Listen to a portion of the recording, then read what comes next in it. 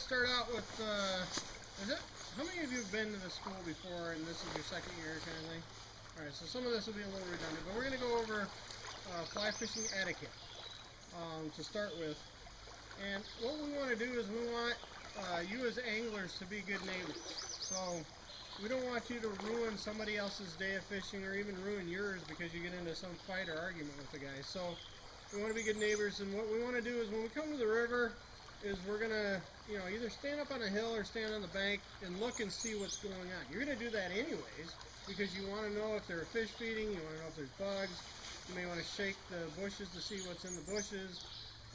So just take your time when you get to the river. Don't jump in the river and say, here I am, and screw it up for somebody else. So when you get to the river, look around, see what's going on, see if there's any other fishermen. If there is another fisherman there, just move downstream or upstream where you can't necessarily see them or they can't see you, and then use that spot to start your fishing. In Michigan, we typically fish downstream, and that's why we teach you all these casts, and we'll go over all the casts in just a minute, but typically you're going to be walking or wading downstream.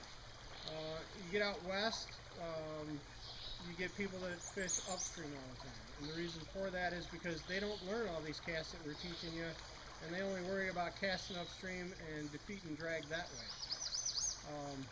So, having said that, it's a lot more work when you have to wade upstream.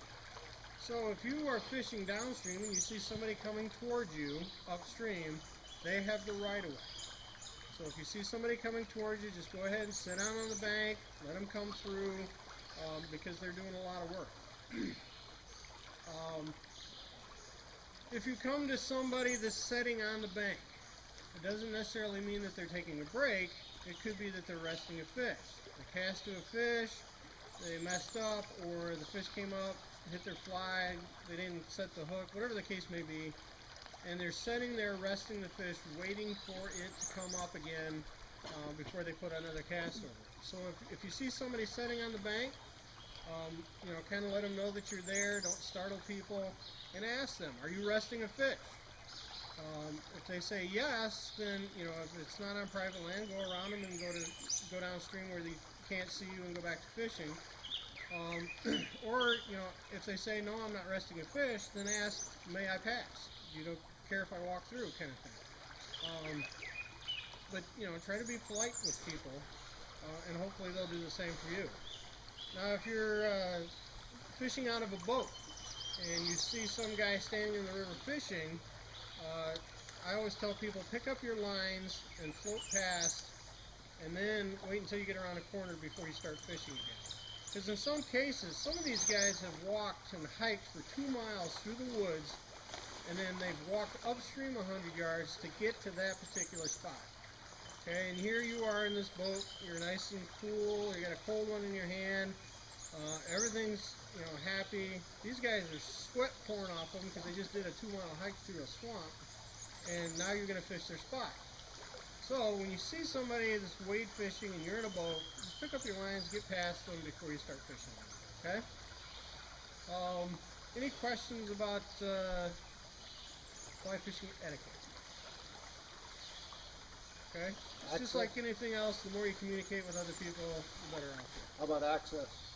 Access, of course, most of the rivers are in Michigan. Well, all the rivers in Michigan, it goes back to the old lumbering days where if you can float a log down the river, the state owns the river and the riverbed.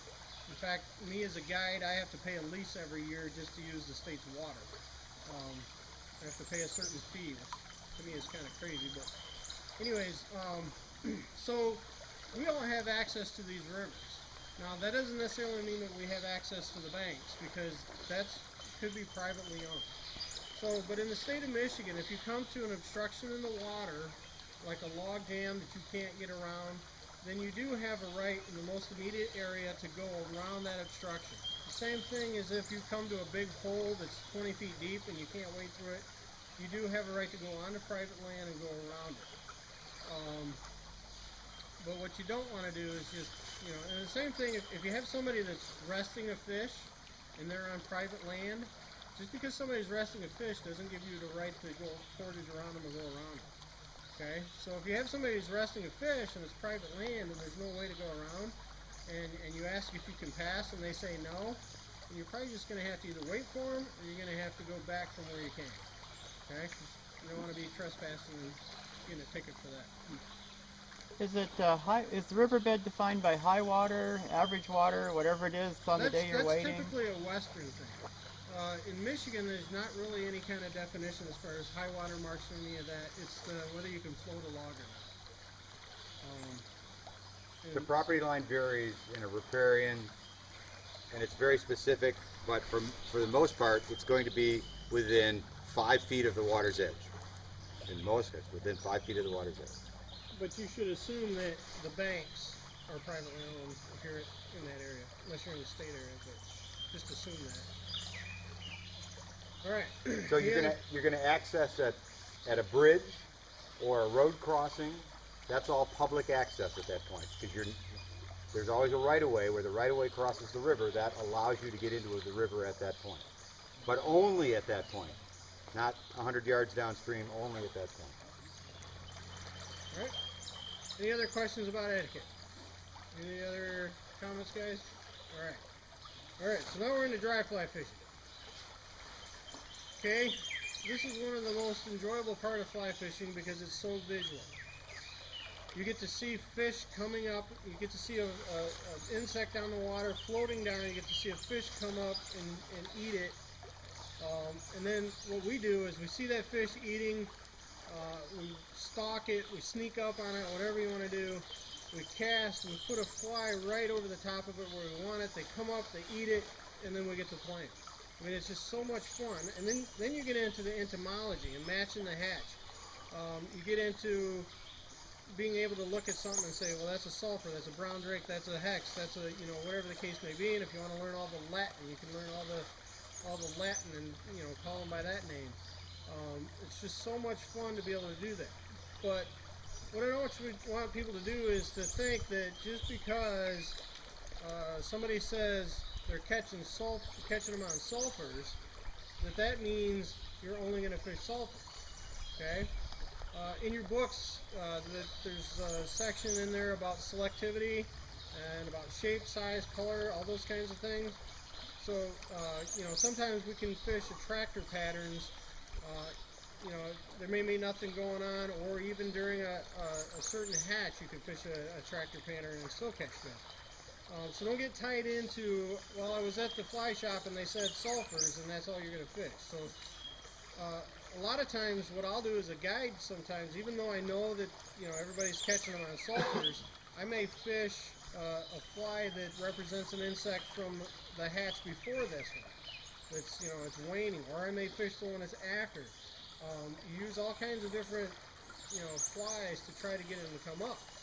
So having said all that, and this is a little guide humor, if you want to catch a fish, what we tell people, like if I'm floating down the river and somebody says, well, what are you getting them on? What are you catching them on? I always say a drag-free drift. Okay? It doesn't necessarily matter what fly you got on, it's whether or not you're presenting the fly properly. So again, if you're fishing a brown drake and you hear that sulfurs are, you know, they're taking sulfurs, but you get a brown drake on the water and it's presented properly, they're opportunistic and they may come up and eat it. So, does everybody know what drag is? Everybody should know what drag is by now, but I'll go ahead and demonstrate it again.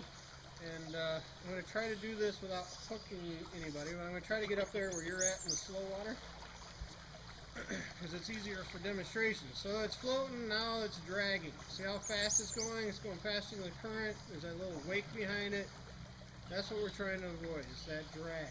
See if I can do it again without catching anybody.